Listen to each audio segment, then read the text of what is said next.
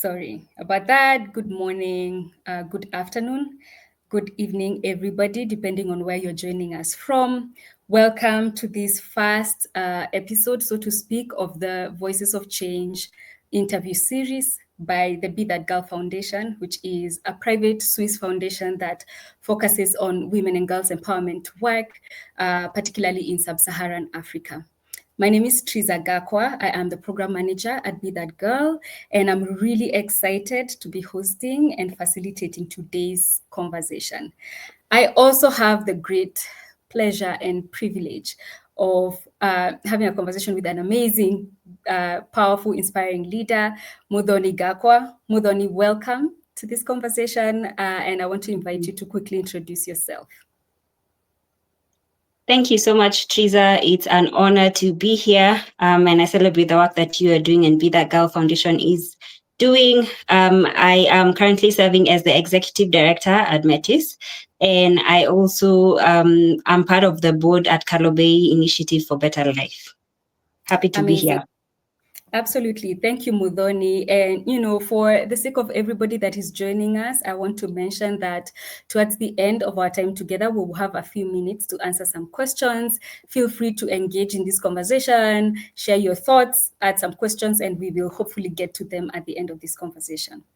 All right, Muthoni, we want to get right in, and we want to start by understanding how has your background, your childhood, perhaps even your early professional experience inspired you to be committed to women's empowerment and educational equity? Thank you, Trizah. Well, I had an interesting childhood.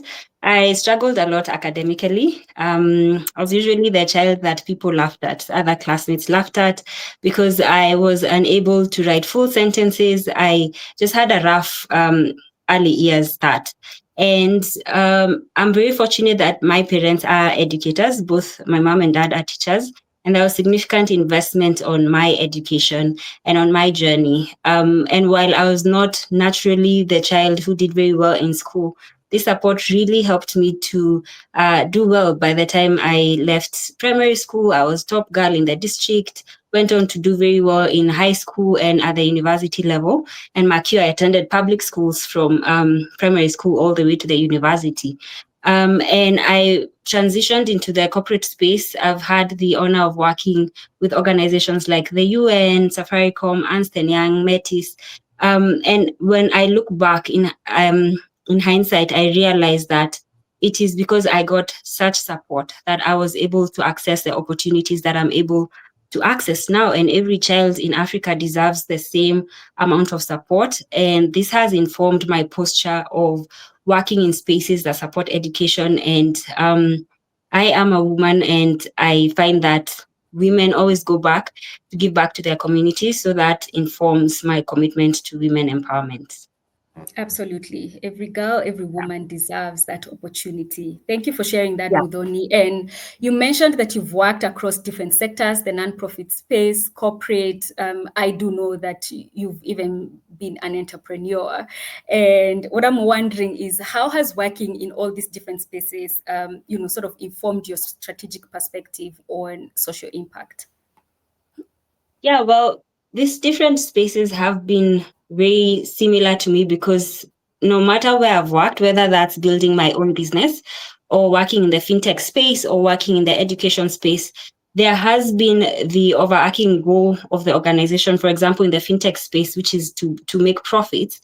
Yet there's been immense opportunity even then to impact women and to impact the people that I've been leading. Whether it's starting my own business and having the chance to employ women to give them opportunities. So I think for me, it is the realization that no matter where I'm placed, there's an opportunity to open doors for other women and to champion for other women, to encourage them. And I've also had many women open doors for me. So it's just giving back and reciprocity. Yeah, I love that. And you're right. I believe that we can make a difference wherever we find ourselves. Yeah. The other question I have is then, what are your personal values or what leadership perspectives have guided you in your work? Well, depending on the season of life I have been in, my values have evolved, but a few have remained constant. And one of them is courage and community. It's related to a Metis value that says do hard things. And on my journey, I have found myself in very new spaces, very um, big spaces where I felt stretched and challenged. And so it's been important that I'm able to practice courage, and courage is a practice. And while we can do hard things, we can do even harder things together. So community is very key to me, that I don't do this journey alone. I'm able to ask for help. I am held in places that I call community. So courage and community is a key core value for me. Joy is also very important. Development work is not easy work, and leadership is not easy work. And it's very easy to get carried away in the day to day, feel stressed and feel overwhelmed. So, how do I cultivate joy in my day to day? How do I keep inculcate practice that reminds me why I'm doing this work? So, things like reflection and practicing gratitude is for me very important as a value, as I do the very difficult work of development. And the last one is growth. Our dad used to say as children, if you're going to do anything, do it 12 times 12, which does not mean aim for perfection per se. It means that we have an opportunity to give our best effort in everything and learn from it and grow from it. So I'd say those are my three core values that help me and guide my work. Absolutely. Yeah. And you're right. I think just the fact that dad inculcated that value in us, at this point, everybody, you may have already realized that Muthoni and I are sisters, and we're grateful to have had the, that inculcated in us at such a young age, that we can always grow. I like what you said about joy, because I feel like that's something I'm learning right now, that I don't have to be attached to a particular outcome. Some of the things that we are working towards in this space, we may not see them in our lifetime. And so Yeah. we can decide to be joyful about our input and our contribution on a day to day. So thank you so much for sharing those beautiful values. And thank you, everybody. We see the love. Abneil, Samarian, Grace, thank you so much for being here and for sending us love. We appreciate it so much. Now, Muthoni, I want to move us to talk a little bit about your work. And Metis Collective impacts over 1.5 million children across East Africa. What would you say are your objectives, and how do you ensure that these objectives align with or are anchored in the needs of the communities that you serve, and that they are scalable and sustainable? Metis is on a mission to create a world where all learners thrive. And by thriving, we mean that the education programs are holistic and cultivate what we call our ABCDE learning outcomes. That is agency, belonging, creativity and critical thinking, delight, and expertise. And we recognize that for us to achieve this, we need to work with those who are closest to the problem, and these are the grassroots leaders. So our work is to equip, connect, and amplify the work of local leaders so that they can create contextualized innovations, because again, they know best. I've seen a few fellows joining here, Marian, etc. These fellows come from the communities that they serve, and so they understand what solutions would best address the challenges they're looking to address. And we invite them to our flagship program that runs for 6 months. And during this time, the leaders sit with a bold question, one thing they want to address in their communities. And a bold question could be, how do refugee children access quality education? How do Maasai girls have an opportunity to access quality education, even with the nomadic community that they come from? So just bold questions from the community. And we've seen that in those 6 months and even long after, they're able to collaborate and scale their impact. And so that speaks to the work we do with the leader in the organization. And over the last 7 years, we've built a critical mass of 160 leaders. And what we've seen is that we are also achieving systemic impact, which is core to our work. That yes, we are innovating at the grassroots level, but how do we also scale this to a national level? Our work is in Kenya, Uganda, and Tanzania, and we have seen our fellows contribute to policy, sit in technical working groups in government, have their content approved by the Kenya Institute of Curriculum Development, so that impact moves from the grassroots level to impacting millions of children across Kenya. So that's a bit about our work and our objectives. That's powerful. Local grassroots innovation scaled at national level is amazing. And you did mention that you sit on the board of Kalobeyei Initiative for Better Life. And I'm wondering, how does this organization then address the unique challenges of education for under resourced or underserved communities, particularly refugee communities? Yes. The founder of Kalobeyei Initiative for Better Life, Samuel Binja, is a Metis fellow and has been a refugee in the camp for the last 8 years. And this speaks to that belief that Metis cannot solve problems in Kakuma or Kalobeyei refugee camp. But Samuel, who has been a refugee, who has firsthand experienced the challenges there, is best placed to solve problems for that space. And some of the programs that we have at Kalobeyei Initiative for Better Life, we have an education program that is twofold. We have a school called Light Academy, where we bring children in their early years to the school and help them achieve the CBC learning outcomes. And we work closely with the community, that is the parents, given that the children go back to their homes after school. How do we carry along the parents and have their contribution heard? So we have a strong caregiver engagement. And we also have a program that allows the parents to make an income so that they can contribute to their child's holistic well-being. There's also very close collaborations with the community leaders that exist in the camp. Samuel and the team work closely with the chiefs, with the local leaders there, because we recognize for any program to succeed, especially in such an area, it's important that we carry along all the stakeholders who are involved. Okay, absolutely. That sounds like such a holistic approach to addressing the education concerns in the community.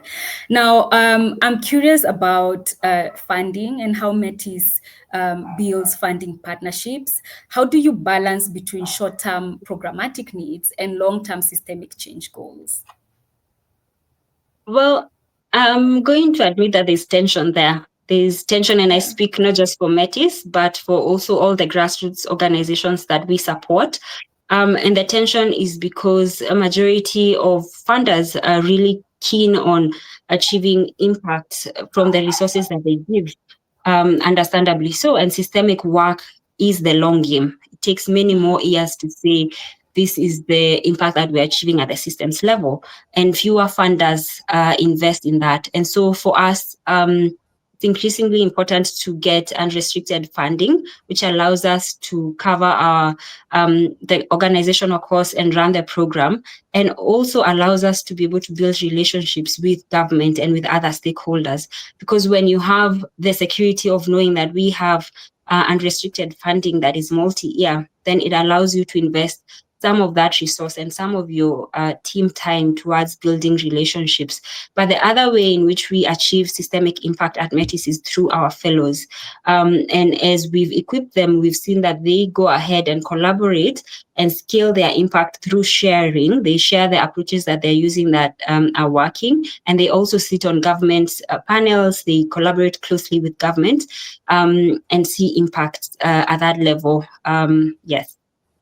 Yeah, absolutely. I hear you. And really, in a way, Metis work is very, long-term system change oriented. And so, what I'm wondering is, have you had a success story of, a partnership, a philanthropic partnership that has allowed Metis to accelerate this vision and mission? Yes, one of our partners that usually does not allow us to share their name, but they are US-based funder. And I dare say that Metis is where Metis is a lot because of this partnership. They gave us 5-year unrestricted funding that allowed us to cover our costs, run programs, scale from just being in Nairobi to supporting educators from across different regions. And the thing about this partner is they were more than a funder. They were a partner in the work. They came in for site visits. They sat down and listened and learned from us and with us and asked for insights. Their posture was very much leaning in and being curious. And so over the 5 years that they supported our work, we were able to achieve so much, and we're eternally grateful and continue to pursue relationships with such funders that go beyond money. And Yeah. yeah. Yeah, absolutely. Yeah, I love that, building relationships that are really about the impact and not just about the money. That's beautiful. And as a board member in the Kalobeyei initiative for Better Life, and the fact that you've worked with or are leading as executive director at Metis, I wonder, what do you think? What's the role that governance plays in ensuring that philanthropic contributions are deployed efficiently? Yeah. Well, it's different for organizations that are different stages of their growth. And for Metis and for the Kalobeyei Initiative for Better Life, one of the roles that the board plays is just structures, for reporting, which are very critical in ensuring good stewardship. So these are the basics of we have board approved budgets, and we have reports on a regular basis that say these are the resources that have been allocated for this, and this is how they are being used. Just basic things of auditing financials at the end of the year really go out. The structures go a long way, and it's not so obvious for all organizations that those structures are needed. And so for every board, I think it's important to have someone with some finance background who can contribute to that conversation, give feedback, and help the team build those structures. I think also something I learned from the Israel Family Foundation board training is Yeah. that a key question that all board members need to ask is, how can I help? Because Mm, sometimes we make assumptions and bring in our contributions thinking that that's what the team needs. But asking that question really helps build trust, and yeah. everything moves at the speed of trust. If the team trusts and knows that they can come to you as a board member and say, oh, I'm not sure how to do this in terms of stewardship, etc., then you're able to plug in your expertise in a way that is needed and beneficial for everyone. And also in terms of building transparency with the different stakeholders, I found that it's very important that there's an open communication line, and that as much as we are utilizing the regular reporting, whether it's with funders or board members, it helps to build trust when there's a more informal way of communicating. And at Metis, we use this structure called roses, buds, and thorns. So Yeah. I could be sending a report to a board member or a funder at the end of the year or end of the quarter, but in between, there are highlights, which we call roses, that I can share with these partners and say, oh, I wouldn't ordinarily put this in the report, but here is something exciting that the team did. We went on a team building, and these are the strengths that emerged. Just to keep Yeah. the different stakeholders engaged. And buds are opportunity. We are working on this new program. We are launching it in this space. So it's an opportunity for the organization and for people to plug in, and those are challenges or problems that we are facing, which is not very common for people to share with their stakeholders, but goes a long way in building trust. So in sharing the roses, buds, and thorns, we invite people to contribute towards the conversation and to help us problem solve for challenges that we are facing. So that's a framework I'd share, that if we can go beyond formal communication with Mhm. stakeholders, then we build more trust and better stewardship for resources. Yeah, absolutely. I love that, Muthoni, especially because we need to recognize that it's not just about funding. Building these partnerships and relationships goes beyond that. I think, again, back to the Israel Family Foundation, one of the trainings that they offered when I attended their fellowship is that a funder can champion. So if you send me a bad and say that there's this program that's coming up, I can champion that for you in my space. Yeah, Invite I can invite other people to come. So it's just beyond the money, it's the yeah. relationship building, which is beautiful. Thank you for sharing that. And thank you, everybody, for being here and for engaging with us. I want to remind you that you can post your questions in the chat and we will get to them at the end of this interview. Muthoni, let me ask, and now that we're talking about funding, what do you think are the critical funding gaps or Mhm. mistakes in the philanthropy space that are hindering progress in women's empowerment or around education and leadership development? Well, I'd start by saying that no one funder can solve all the problems that exist. And so every funder wants to focus on an area that they believe would have the greatest impact for them. But what I have seen is that there's a lot of disjointed efforts in the space. And that lack of coordination is slowing down the impact that we are able to have. For example, you'll find that a funder works in the early childhood education for girls, and that is the area they have decided to focus on in their area of strength, which is brilliant. But what happens to these girls once they transition to lower primary school? What happens when they transition to being adolescents, or when they are moving into the learning to earning space?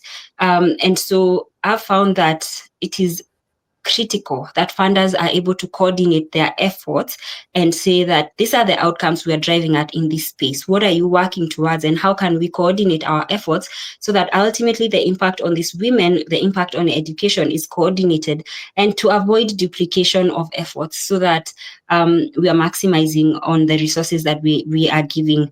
And the other gap I have seen is that oftentimes funders want to give resources towards the program and to see impact on the program. Yet we forget that these programs are run by leaders. These are the organizations that are in place. So what about funding leadership development? What about funding organizational development? Because without strong leaders and strong organizations, then we are not building sustainability. So I mean, it's important that funders think about that piece. And there are so many organizations in the space that work in leadership development, that's working and partnering with them, organizations like Metis, and saying, we are giving this organization resources for their programs, but could you work with the leaders to help develop them? And then the last one, which is very close to my heart, is lack of context.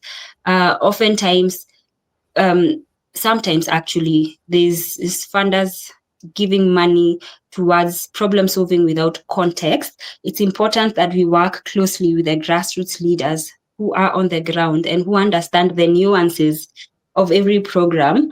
Something could work in one county in Kenya and doesn't work in the other county. So really giving power to the local leaders so that their voice is heard and they are leading the work, I think would really help us achieve impact. And Wow. yeah, Trizah, perhaps you can speak to that. I know you on this side of fundraising. What have you seen? What are the gaps, and how are you addressing that? Yeah, I mean, I can, speak to that also a little more later, but I really love what you said about context. I had a conversation with Yeah. an amazing leader in Kajiado County who's working Mm-hmm. on girls' empowerment. And she said Yeah. many people have approached her to provide menstrual hygiene products.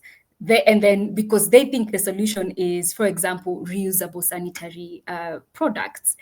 What they Yeah. don't understand is that the Maasai culture has a strong,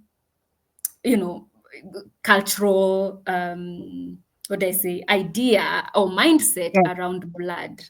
And in Mm-hmm. that culture, reusable sanitary products would never be acceptable. It's taboo. Oh wow. It would Yeah. then cause harm than Mm-hmm. good.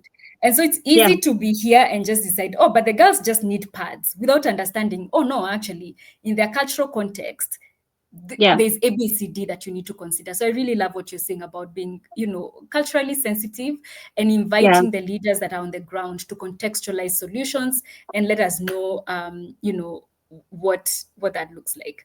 Thank you, everybody, for joining. I see the questions are coming in. I love that. Thank you, Abby. And so, Muthoni, I have a follow-up question to that.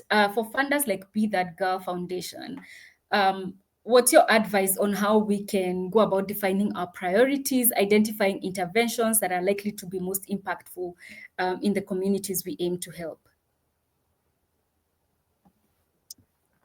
Yes. I'd say co-creation which we have spoken to just now, but emphasize that it's not co-creation where the funders are leading the conversation. It's co-creation where they invite the grassroots leaders to lead the conversation. And someone gave this analogy of it's not enough to invite someone to a dance, you have to allow them to be on the dance floor. And there's an assumption that happens of we were in the same room, so they were really, we co-created, but really centering those voices. And another key piece that I have found very relevant is involving governments, because governments hold the systems for skill. And if we want to have impact, say, at the national level or continental level, we need to work closely with governments. But a pitfall I have witnessed is that we engaged governments a bit too late, halfway through our journey or at the very end, or just to say, here's the impact we are having, this is how you can plug in. I think that funders need to be intentional about involving people at the policy level from earlier on, so that the co-creation is with grassroots funders and government from the get-go. And when the program is scaling, then the government was on board all along and they can back it up. So that's something I find very critical. Absolutely. Thank you for that. And there's been a lot of talk in recent years about decolonizing philanthropy. And, I can tell that you're already touching on that. And there's a call for funders to focus on locally led organizations and solutions who know best how to address their challenges. What is your viewpoint on this? Yes, I completely agree that we need to decolonize aid. We need to give resources to grassroots leaders so that they can have impact in their communities. And many people agree on this. Yet on the ground, this is not happening. And according to Seagal Family Foundation, about 1% of global funding goes to grassroots organizations. So the question becomes, if we all agree that resources need to go to local leaders, why is it not happening? And one of the things that I'm present to is trust or lack thereof. And we find that there's a lack of trust in the capacity of local leaders to hold these resources and to deliver on the impact that they commit to, which hinders that transition of resources to grassroots leaders. And it's not just the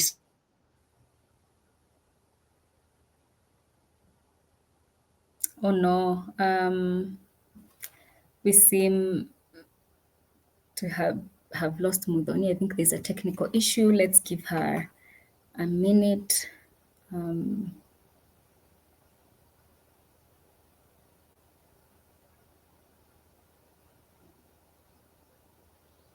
Yeah, let's give her a minute. Thank you for engaging with us. I see all of the love. I see the takeouts.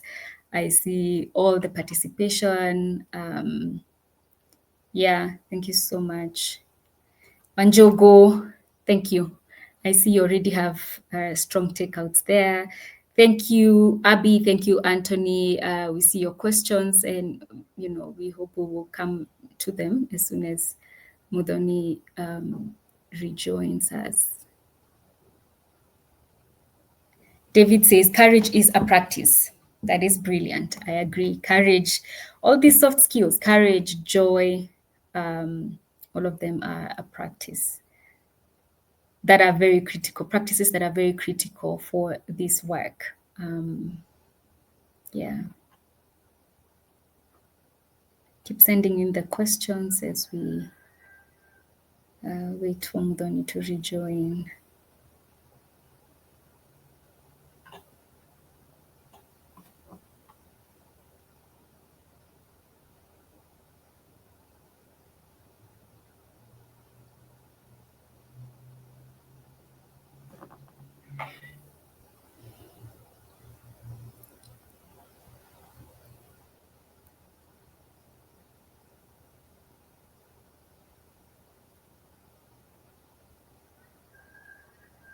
Oh, wow. I can see she's trying to join us. I don't know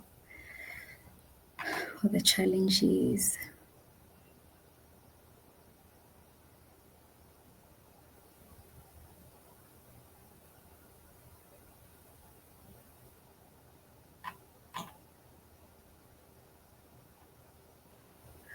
Good afternoon, Trizah. I think Luca here, Yeah. social media Yes.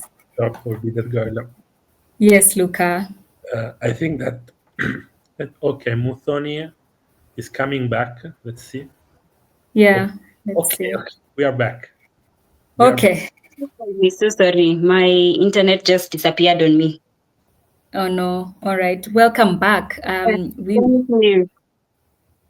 Yeah, sorry about that. So yeah, we were talking about the reality on the ground as far as this conversation of Yeah. decolonizing philanthropy is concerned. Maybe your concluding thoughts on that. Yeah. Well, I was just saying that there's a lack of trust in the capacity of local leaders, and that's why the funding is not going to grassroots leaders.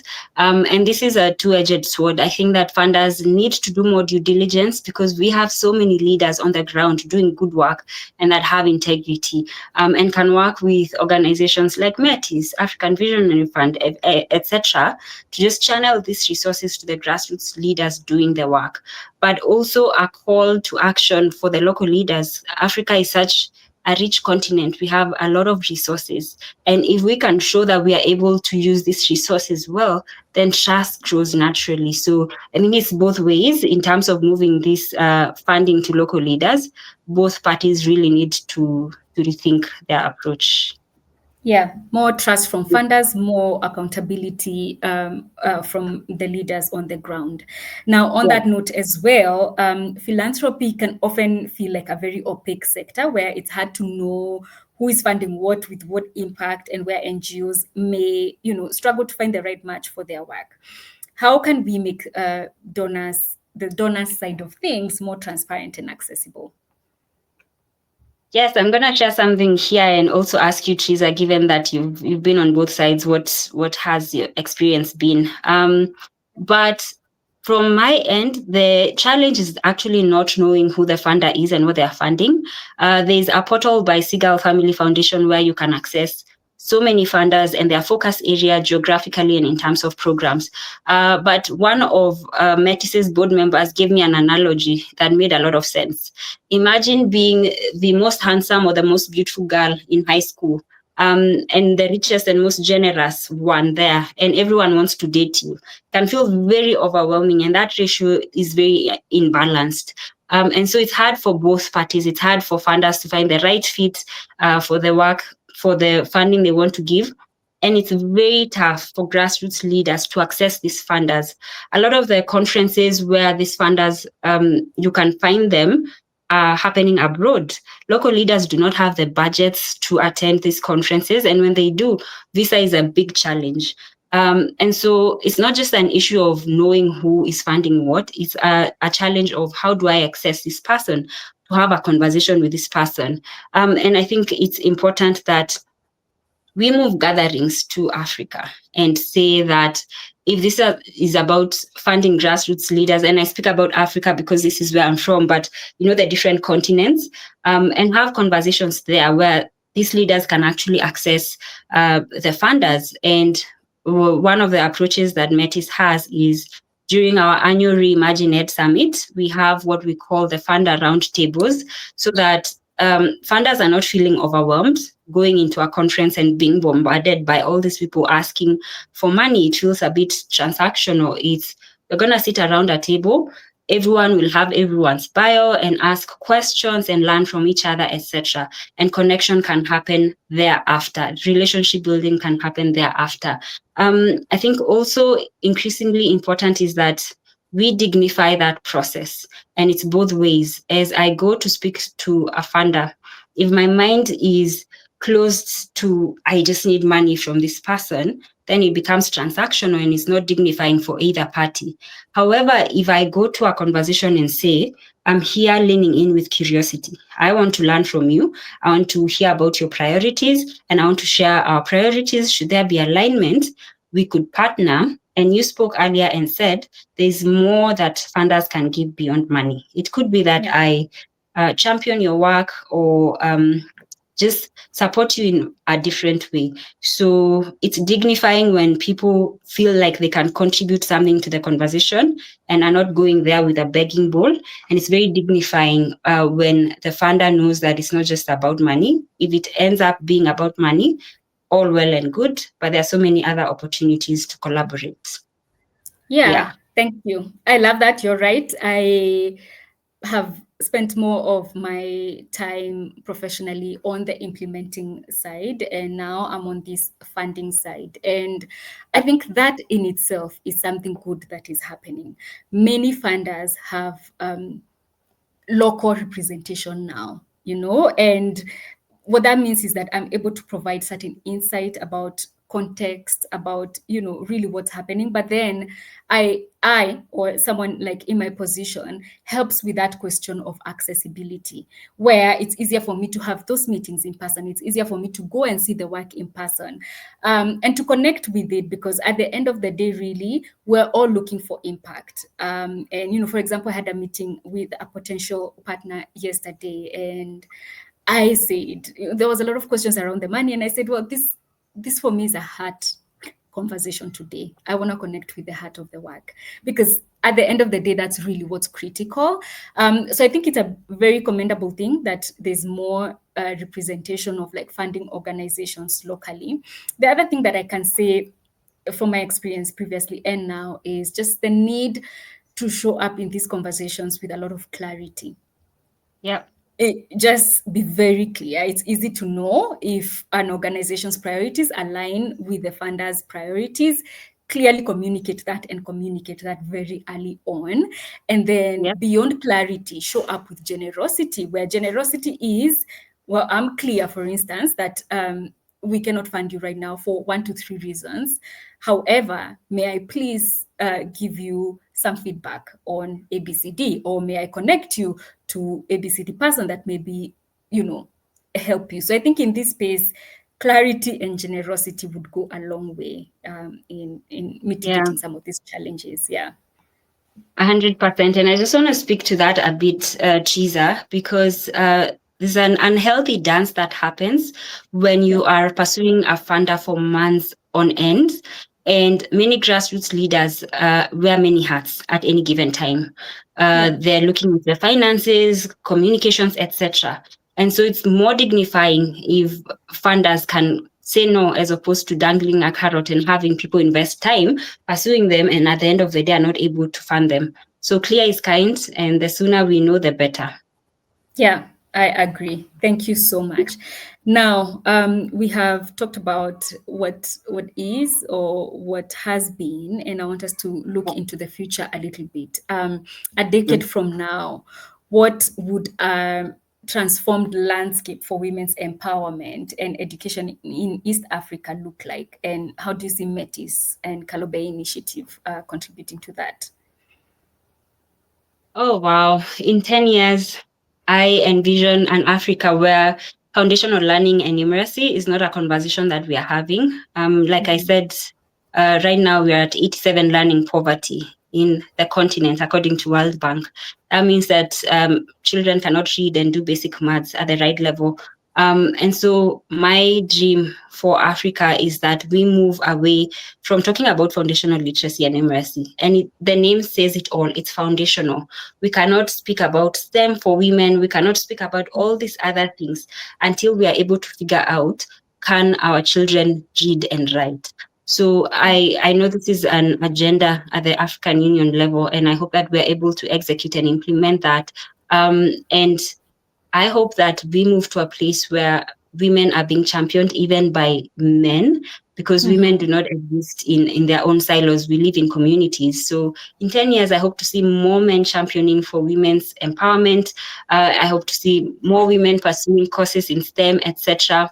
And contributing to development. I hope that our continent can recognize that when women are empowered, they're not a threat. They make the world a better place for everybody. And I mean, the only way to achieve this is working with grassroots organizations, shifting mindsets at the grassroots level. So that's what Kalobeyei initiative is doing in Kakuma, and the other 150 plus leaders that Metis has supported. And our goal is to continue supporting such leaders so that they can innovate solutions for their community, and we can see greater impact. It is a powerful and compelling vision. May we see that day Mhm. is really Yeah. maybe see it. And well, we are in the AI age, and so I'm curious to hear, how do you think innovation and, maybe more specifically, and artificial intelligence can impact the future of education on the continent? It offers a real opportunity because when we look at teachers, we have severe teacher shortage, not just in the continent, but world over. And our parents spent a lot of time lesson planning, preparing, marking exams, etc. And this is time that would could be used with the learner and concentrating on the learner. And so AI has the potential to offload educators and to make their work easier so that their focus is on the learning outcomes of the children. There's a lot of fear from the teachers I've spoken to. They're like, oh, AI is going to come and replace us. I don't think so. I think AI used well has the potential to offload teachers. And there's another fear that, oh, our children will no longer be creative, they won't be critical thinkers. It's an actual fear, and there are some studies that have shown technology impacting learning outcomes negatively. And I think it's upon us to balance this and to make sure that AI is working for us and for our children, to guide that journey, to make sure that children are outside in nature for enough time, children are using their hands, etc., even as they use AI. But there's a real risk here of Africa being left behind. Many of the AI platforms we're using have been created from other countries. And I see the government launched the Kenya National AI Strategy 2025 to 2030. There's good intention to have us also participate in the creation of AI tools and solutions, but there's a real risk of Africa being left behind, and we don't want that to happen. Yeah, absolutely. And, really goes back to what you initially said, that at the core of it, we have to prioritize foundational learning and numeracy. Yeah. It's interesting because I was in a meeting this morning where we were talking about this, and we were looking at, the literacy and numeracy gaps for secondary school Mm. girls that we are working to, expose to the Mm. digital space. And it's like, okay, maybe we need to step back a little bit and ask Yeah. ourselves what is foundational. So thank you so much Mm. for those insights. Yeah. If you could choose one policy change or spark one high impact movement, what would that be, and how would it have a ripple effect for women and communities across the continent? Well, Trizah, I believe that the progress of this continent is heavily hinged on our leaders and the people Yeah. in power. So the thing that I would weave into our education system is leadership training, mindset changing for children from a very early age all the way to the university level. If you've read Chinua Achebe's The Trouble with Nigeria, it is not a problem with systems, it's a problem with our leadership. And so Yeah. that's the one thing I would change. I would really inculcate the right values. And we had this in our traditional communities, but how do you lead a people? How do you lead with integrity? And if we move away from selfish leadership, from corruption, I believe this continent will be better for it. And that's the one thing that I would change. And I believe that would create a more just world, a world where women have access to quality education and, systems work. That's the one thing I Yeah. would change. Yeah. Well, I have the sensing that most, if not all of us on this call now would agree with you. So thank you for that. Yeah. What's one piece of advice that you would give to women, young women, or even emerging leaders who aspire to drive social impact in their communities? I would tell women you have to confidence yourself. There's a song that says confidence yourself. Um, we do things and we learn on the job, and this world will not get where it needs to get without us. So we need to be confident. We need to take on new challenges. And this happens, at least for me, has happened within the framework of community. Get someone who can hold your hand and get someone whose hand you can hold. And let's Yeah. reimagine our world. Yeah. All right. We gotta Yeah. confident ourselves. That is the Yes, song, we do. everybody. We do. We All do. right. Thank you so much, Muthoni. So I'm going to ask you one last question, and then we can address, I think, some questions I've Yeah. seen in the chat. Mm. we have different people joining this conversation today, and I'm curious, what are some practical ways that they can engage with the work of Metis or Kalobeyei initiative for a better life? Any particular initiatives we need to know about? Yeah. I'll start with Metis. Every year, we support leaders, between 10 to 30 leaders in the education space who are passionate and are creating innovations to solve problems in education, but don't have the resources they need to scale this innovation. And so there's an opportunity to partner with Metis every year and to support fellows. You can sponsor a fellow, you can sponsor an entire program, but there's also an opportunity to join the program. If you're an educator passionate about a better world for learners, you can apply to join the fellowship. And another way to partner with Metis is we need mentors for these leaders as they build grassroots organizations. So you can partner with us as a mentor. And for Kalobeyei Initiative for Better Life, we moved from supporting 77 children in 2023 in the school. We have different programs, but for the school in early years, supporting, we moved from 92, to 177 children. And our hope is that in the next 2 years, we can move that to 500, and that will not even come close to meeting the education needs that exist in the camp. And so if this is something that excites you and you'd like to partner with us, you can reach out to me. I'm on the board, or to Samuel Binja. He is the founder and CEO at Kalobeyei Initiative for Better Life. Yeah. Well, thank you, Muthoni. Thank you for that. I will invite Luca to drop your email in the comment section of this conversation, and also just your LinkedIn profile, and people can DM you or email you, and I'm sure you can connect them to somewhere as well. So before you share your final thoughts, I want us to address some questions that have been asked. The ABCDE model, the Metis way.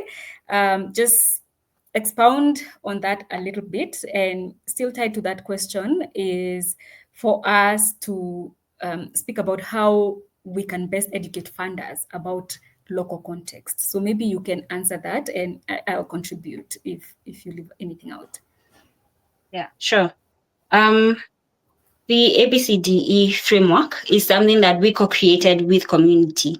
We sat down and said, our mission is to create a world where all learners thrive. How then do we know that all learners are thriving? And we interviewed people in the ecosystem. And what came out from that work was that we will know that learners are thriving when they have agency. That is, their posture is to problem solve for the challenges they face and not wait from help externally. They have a sense of belonging and citizenship, which aligns, let me say that our framework aligns with the CBC framework as well. So belonging is they feel that they are part of a community and are contributing to the greater good of that community. So that's A and B. C is creativity and critical thinking. There are so many ways to solve any particular problem. Are we encouraging our creative? Are we using play to build in creativity? D is for delight, and it aligns with my core value of joy. Enjoy as they learn. The previous curriculum in Kenya, 844, it was rote memorization. There was no joy therein. But the programs we are creating are building delight. And the last one is expertise. Our children need to know how to do basic math. They need to know how to read, do robotics, etc., be engineers, etc. So that's the ABCDE framework that we co-created with our community, and it is our North Star.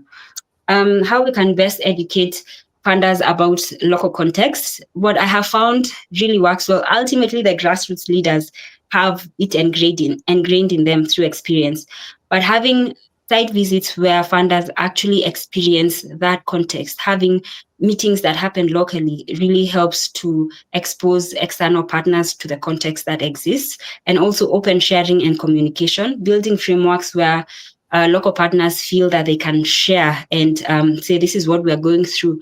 And the Roses, Birds, and Thorns framework helps with that. And it's real time that if we have those structures, then communication can happen openly. Trizah, thank you. Yeah, absolutely. And we will come back to the Roses and Birds because somebody asked that you elaborate a little more on that. For the sake of those joining this call that are not from Kenya, CBC is the competency-based curriculum that is relatively new. Still, is still a work in progress, but that's our new school curriculum. I agree with you that really just creating space from a funder perspective to listen and to have a posture of openness and curiosity, to understand from the context of the local leaders what is important, what solutions are relevant or make sense is key. I would say also on the part of the local leaders, I think there's a power dynamic, and I've experienced it when I was on the other end, where there's just a feeling as if you're coming with I think how you put it earlier is like a begging bowl. It's like, oh, I'm coming to beg. And I just want to really say that that's not the case. And that it's important for local leaders to realize that, number one, you are solving a problem. You are brave and courageous. Really, you're the one who's addressing the problem on the ground, and you need to walk into that conversation with that realization. And the second thing is you have a lot to offer, because not just because you're leading on the ground, but because there's a lot of assets that you have, that your community has, that you have to offer in this conversation. And that one of those is context. Nobody can take that away from you. You're the only one who knows. Only a leader in the Maasai community would know why reusable sanitary towels would cause harm. Only you can know that. And so I think for me, I invite local leaders to own that and to own their power and to enter that conversation knowing that they're equal contributors. We are all working towards driving impact, and we are equal contributors. Okay. I think maybe mention quickly about the roses, buds, and thorns. Anthony wanted to know more about that. Thank you, Anthony. Yeah, so this is just a framework we have for communicating with different stakeholders. And I think an example would help bring this home. So a rose, for example, we can say, hey, we went on this team building activity and we played these games and we recognize this new team dynamic that we did not know before. And it's very exciting to know that we have these strengths on the team. This is how we are leveraging that. You can give an example of a bud, or we have a vacancy in the organization and we want to hire someone to help us with impact. Do you have networks or recommendations that would help us fill this position with a high quality person? Thorns could be, we launched a program.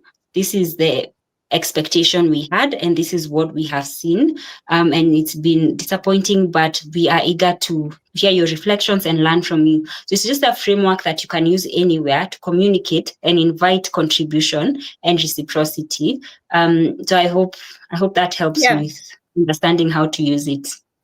Yeah, absolutely. And I'm happy to chat with Anthony more about it later. Thank you so much for clarifying that. Well, there's one last question, and it's around corruption. You did mention that corruption is a big issue and it contributes to the lack of trust, understandably so. Any comment on that? This question really asks, do you have a comment about corruption? Yes. I want to say that corruption happens at very different levels, and it feels like a big problem when you think about it. And perhaps as citizens of any country, we can start by refusing to be corrupt at our level and saying, I have been stopped by the police officer, I shall not give a bribe, etc., etc. But then the problem is so big that our leadership and the people at the policy level need to stand up and say, this is not benefiting the people who put us in this job. And, we've seen some movement here in Kenya where a politician was arrested and is being made to answer for their corrupt actions. And we need to see more of that. And I believe it will build trust. If we can be good stewards of our resources as a nation and as a continent, then there will be more trust and more resources coming in. So also speaking to what I said earlier, that we need to tackle this problem from cradle to career and inculcate leadership values for our children from the time they join school, so that by the time they become leaders, they are ready and have the right mindsets for leadership. Yes, that's what I would say about corruption. Yeah, thank you so much, Muthoni. And I truly believe that, you said earlier that one of the ways we can address the gaps in philanthropy is co-opting the government in the entire process from very early on. And obviously that is where corruption really happens. And it's easy and understandable to want to run away or, just avoid it. The truth, though, is that philanthropy exists because governments fail, because it is the role of government to do all these things. Education, whatever it is that we are doing, is the role of government to provide that. And Yeah. so if we do not work with government, if we don't strengthen the government, if we don't go in and require accountability, then we will always be standing here and pointing fingers and talking about corruption there and really not solving the problem. So it is hard. I would rather run away from it, but then I also know that I'll not be solving the problem. So again, the invitation that we all engage where we are in the best way that we can. Well, we have 5 minutes and we're about to conclude. And so, Muthoni, I want to ask you, if there's anything that you would like to emphasize or a lasting message that you hope our listeners would take away today, what would that be? If it touches on women empowerment, education equity, philanthropy, whatever it is, what would that be? Well, two things. One, a critical question that funders need to ask and also implementers is, how do we structure our programming so that we are not needed many years down the line? The way that I've seen philanthropy structured is that there's a perpetual cycle of needing aid and executing, and that puts us at the mercy of the people giving aid. And that can be removed, as we've seen in recent developments, that aid can be pulled out. And so how do we build structures in the philanthropic space, the development space, so that communities can be self-sustaining? So that instead of giving food, we are helping build capacity to produce food. I think that's very critical in any program, to ask the question, how do we make sure we are not needed in the next 50 years? How do we make sure our work is building sustainability? And then to everyone else, I would just say that injustice anywhere is injustice everywhere. And that reminder allows us to do the small things we can and the big things to make a better world. It can feel very daunting when you think about the problems that exist, but it's doing the small things with great love and knowing that your sister who is in Samburu, we are all deeply connected. They are not separate from us. And so doing the small things that we can to fight injustice and to create a better world, that's my invitation to everybody. Absolutely, very powerful. If you are a funder, a donor, work yourself out of the job. That's scary, but very critical and important. Build sustainable communities. And then every single one of us, injustice anywhere is injustice everywhere. Make a difference where you are. Do small things with great love. Is it Mother Trizah who said that? Yes, it is a Metis value. Yeah, it's a Metis value. We can do small things with great love right where we are. Well, thank you so much, Muthoni. This has been absolutely refreshing, inspiring, lots of learning. I've seen how people have engaged. Thank you so much for being here, making time and sharing these insights with us. We appreciate you. We appreciate the work that Metis is doing. And we celebrate that. And I want to thank everybody for joining this conversation today, for engaging with us, for contributing, asking questions. Thank you so much. I invite you to move beyond just having attended this conversation. Just pick one thing that you can implement, something that you can do differently moving forward, and run with that so that this actually has the impact that we intend for it to have. It's been an honor to host this conversation. As I said at the beginning, this is a series that we are starting and we will be running it every month. So I'm really excited. I don't want to ruin it, but I will be hosting another amazing, fantastic woman leader in May. Please stay tuned. We'll be sharing those details with you. So I want to thank you all. Wish you a wonderful day, evening. Absolutely. Thank you. Bye. Thank you.